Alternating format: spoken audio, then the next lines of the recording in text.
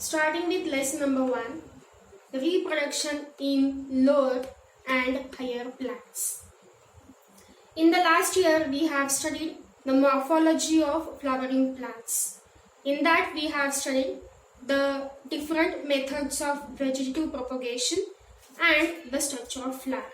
Now, in this topic, we are going to study how reproduction takes place in some lower organisms and in the higher plants. Now, what is the definition of reproduction? Reproduction, this is production of young ones like parents. Reproduction significance, it helps in perpetuation of species and it helps in continuation of race of organism. Reproduction is a characteristic of all the living organisms.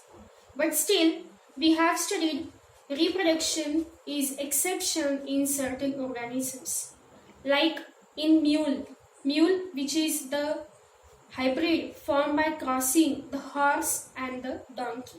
So that is sterile organism. Then the honeybee, the drones, they are fertile ones, but the worker honeybee, they are sterile ones. So exceptions are there for the property of reproduction. What are the types of reproduction? Basically, two types of reproduction are there. The first is called as asexual reproduction, in which the formation of male and female gamete does not take place. Compatible sex cells are absent. Whatever the organisms they are formed without the act of mixing of male and female gamete. So, absence of sexual cells are there. So, it is called as asexual reproduction. Asexual reproduction generally takes place in lower organisms like algae, fungi, bacteria and certain protists. Depending upon the kind of cells formed in the reproduction, 5 different modes of the asexual reproduction are there. Now, what do you mean by clones? Clones, these are the genetically identical and morphologically identical individuals which are same as like their parents, because in asexual reproduction no mixing of the gametes takes place. So organisms which are formed, they are exactly similar to their parents. Different modes of asexual reproduction. In that, first one is called as fragmentation. Fragmentation itself means individuals they are formed by the fragments. Under certain cases, the organism, consider the example of Spirogyra. This is the fragment of Spirogyra, which is a unicellular, multicellular organism. So you can see the chain of cells having nuclei. Spirogyra is well familiar to you. So in the Spirogyra, in the certain fragmented algae, due to mechanical pressure, the fragment breaks into the small chains, small units, and these units they go into individual organisms. This kind of asexual reproduction is called fragmentation. Example of fragmentation is Spirogyra. The next method of asexual reproduction is budding. Budding is seen in yeast. Yeast is the unicellular organism. You know the uses of yeast. So it is commonly used in the fermentation process.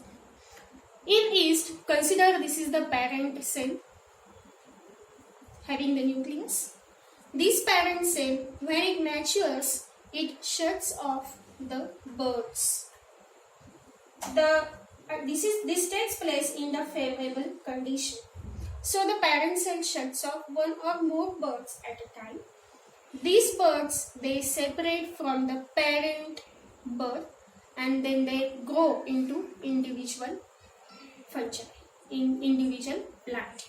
So this type of asexual reproduction is called as budding. The third type of reproduction is by spore formation.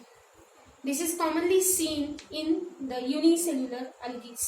Example of the spore formation method is Chlamydomonas. So Chlamydomonas, it's a flagellated green algae. So it shows the presence of flagella. These Chlamydomonas, the parent cell, produces the small cells by the mitosis, simple.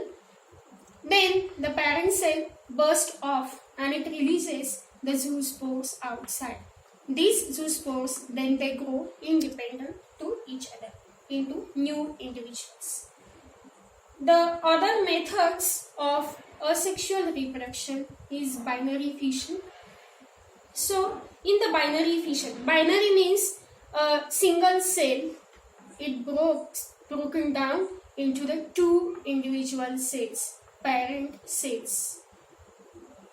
So this is what the parent cell that undergo cytokinesis and the karyokinesis to form the two daughter cells. This type of method is seen in amoeba and paramoecium, which are the unicellular organisms, and they propagate or they show reproduction through binary fission. The next method is by the conidia formation. Now conidia, these are the non-motile spores. Generally the fungi like Aspergillus and Penicillium, they show reproduction through conidia formation. Now conidia, these are the non-motile spores. Consider this is the thallus of the Penicillium. So Penicillium produces conidia in the chins. These conidia, they breaks off from the parent thallus and they germinate on the suitable substratum to produce the new thallus. And the last method of asexual reproduction is gemule formation. Gemule formation, it is commonly seen in the sponges. Sponges which belongs to the phylum Porifera, they propagate, they reproduce by the gemule formation method of asexual reproduction. Thank you.